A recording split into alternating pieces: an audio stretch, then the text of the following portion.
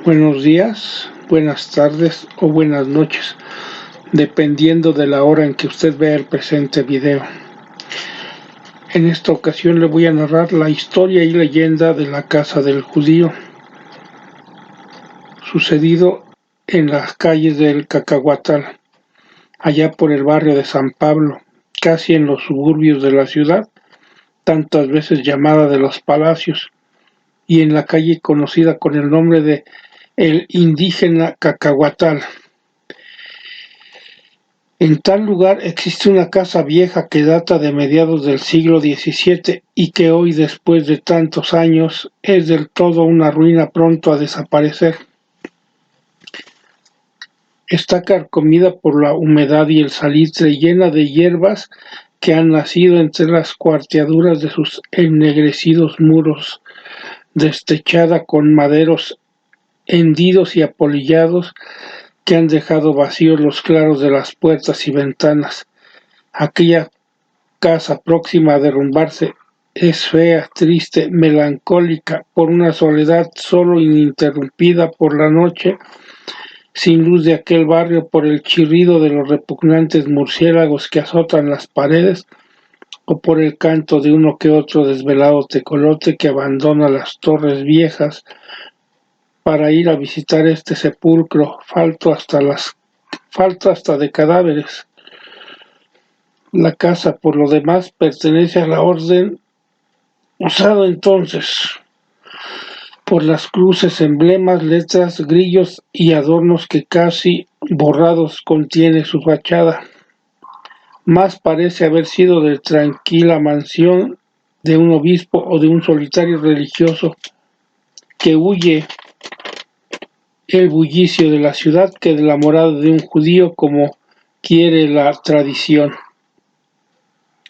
Pero aunque sin haber encontrado, a pesar de repetidas investigaciones, el fundamento histórico de la creencia popular, desde muy niños hemos oído referir que en la citada casa vivió don Tomás Treviño y Sobremonte, judaizante quemado vivo por la Santa Inquisición. Pero ¿quién fue ese célebre personaje? ¿Qué delitos enormes cometió para incurrir en esta horrible pena, cuya sola mención hace estremecer de espanto? Don Tomás Treviño y Sobremonte, que por algún tiempo se llamó Jerónimo de Represa, era natural de Medina de Rioseco, Castilla la Vieja, e hijo de don Antonio Treviño de Sobremonte y de doña Leonor Martínez de Villagómez. Esta doña Leonor había sido relajada en estatua por judaizante en la Inquisición de Valladolid, así como otros muchos de sus parientes. Ignoramos cuándo pasó de Nueva España don Tomás Treviño o Tremiño, como lo apellidan otros. Solo sabemos que a principios del siglo XVII fue preso por la Inquisición, pero entonces, aparentando sin duda arrepentimiento, logró ser reconciliado y puesto en libertad. Poco después casóse con doña María Gómez y de ella hubo dos hijos, Rafael de Sobremonte y Leonor Martínez, que también cayeron en las garras del Santo Oficio. En México, Treviño Sobremonte se dedicó al comercio e hizo frecuentes viajes por el interior del país. Cierto tiempo se estableció en Guadalajara, capital a la sazón de Nueva Galicia, donde tuvo una tienda con dos entradas. Bajo una de estas puertas había enterrado un Santo Cristo, y se cuenta que los marchantes que por allí entraban les vendían más barato que las mercancías que a los que entraban por la otra puerta. Se cuenta también que noche con noche azotaba a un santo niño de madera que, como la escultura conservaba después las señales de los azotes, fue tenida por milagrosa y muy venerada en la iglesia de Santo Domingo. Vuelto a México, cayó nuevamente en poder del Santo Tribunal, mas la enumeración de sus crímenes bien merece ser conocida, y por hacerla nos vamos a permitir extraer algunos trozos del compendio de su causa, que por aquel tiempo circuló impresa. Abro comillas. Fue preso, dice, con secuestro de bienes por judaizante relapso. Salió tampoco arrepentido después de haber sido reconciliado en el auto particular de la fe que se celebró en la iglesia del convento de Santo Domingo de esta ciudad. A los 15 de junio de 1625, que apenas se vio en libertad quedando, comenzó a comunicarse de nuevo con sus cómplices, con que manifestó la ficción y cautela con que procedió en la primera causa de sus confesiones, encubriendo siempre en ellas propios y ajenos defectos, y con otras personas judaizantes dándoles noticias de las cosas que en el Santo Oficio y en sus cárceles pasaban, e instruyéndolas para que en caso de que se vieran presos del modo con que se había de portar, haciéndoles creer que estar negativo había consistido en buen suceso de su causa. Trató ya reconciliado como judío tan del corazón casarse con doña María Gómez, de quien sabía ser también judía, y sus mayores habiéndose comunicado por tales. El día de la boda convinó para ella a muchos de los de su caduca ley y celebró con ritos y ceremonias judaicas, poniéndose al tiempo de comer un paño en la cabeza y dando principio a los demás platos con unos buñuelos con miel de abejas, alegando para ello cierta historia apócrifa que decía ser de la escritura en que se mandaba hacerse así, degollando con cuchillos las gallinas que se habían de servir a la mesa de su suegra Leonor Núñez, conformándose en semejantes ceremonias con su yerno, diciendo 3 veces al degollarlas vueltos los ojos hasta el oriente cierta oración ridícula, lavándose este pérfido judío después de comer 3 veces las manos con agua fría por no quedar tieso, que es lo mismo que manchado. Cierro comilla. Se le acusó de haber incitado a su mujer y a su cuñada Isabel Núñez a que se denunciaran ante la Inquisición por estar ya presos su suegra y todos sus cuñados, Ana Gómez y Francisco López de Blandón, de haberse hecho circuncidar por unos de los suyos, lo mismo que a su hijo de practicar continuos ayunos, valiéndose para verificarlo de fingidas jaquecas y desganos de comer, de no ir a misa y de confesarse al modo judaico, puesto que de rodillas en un rincón con harto feas ceremonias, que cuando acababa de comer o de cenar, caminando en unión de católicos al darle los buenos días o las buenas noches, no respondía alabado sea el Santísimo Sacramento, sino beso las manos de vuestras mercedes, que su mujer le llamaba santo de su ley, y que en su prisión se valía de la lengua mexicana o azteca para comunicarse con su cuñado Francisco de Blendón, que maldecía en fin repetidas veces al Santo Oficio, a sus ministros y a los que fundaron, a los reyes que tienen en sus reinos. Y hecha la cuenta, prosigue el extracto de la causa, se halla haber hecho estos ayunos por espacio de 5 años, a no haber acudido para hacerle comer por fuerza, hubiere muerto de este rigor de ayunos.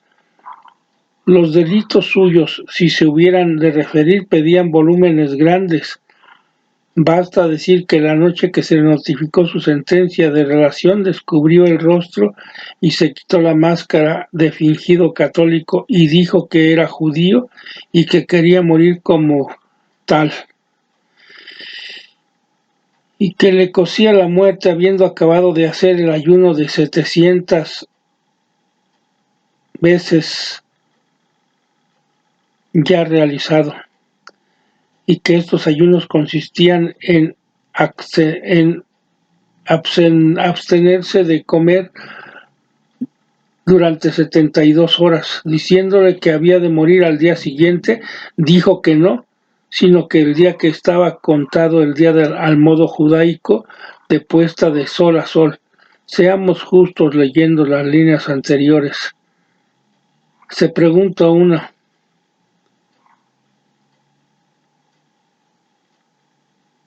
¿qué fue de aquel infeliz judío fanático?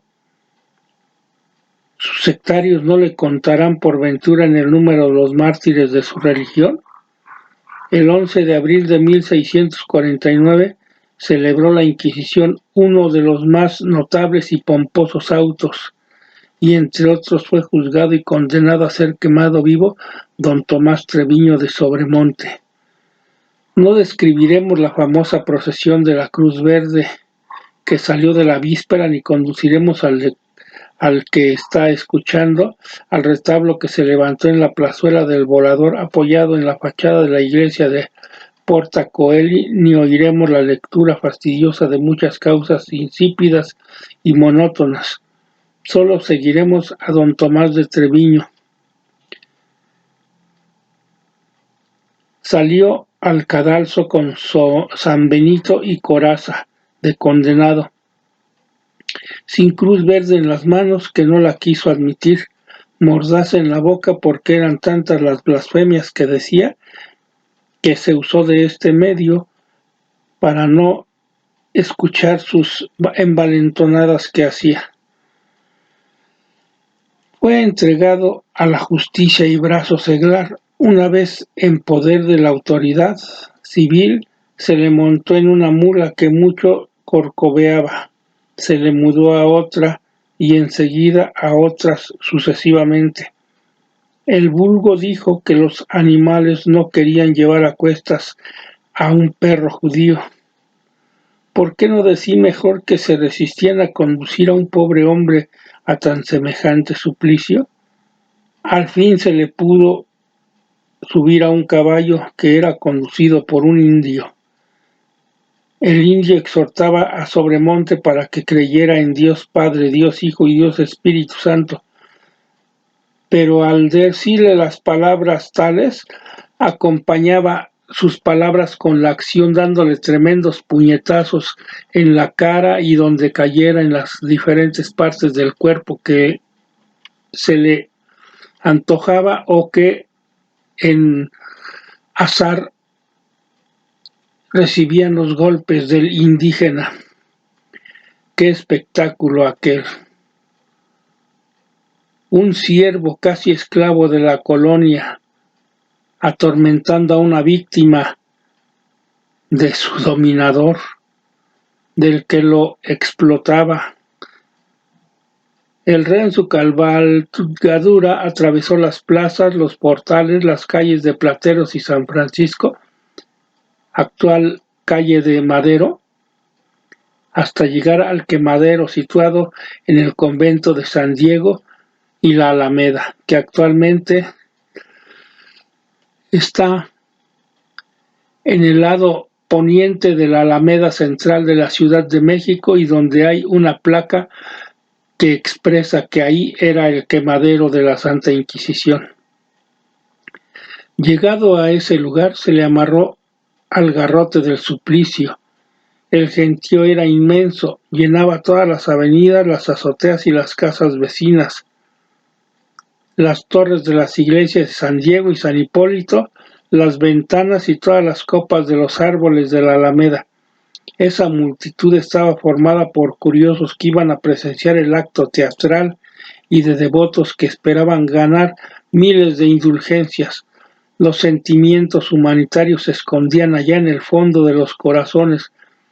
Estaba prohibido bajo severas censuras la compasión hacia los condenados y hacia los ajusticiados. De repente se encendió la llama de la hoguera, chisporrearon los maderos secos y el humo se elevó como huyendo de aquel horrible espectáculo. La víctima, casi sofocada, más sin exhalar un grito, ni un gemido, ni una queja, más por muy leve que fuera, se contentó con exclamar, recordando sus bienes confiscados y atrayendo con los pies las brasas encendidas, y gritó: «Echen más leña, cabrones, que mi dinero me está costando». Fin del relato. Gracias por su atención.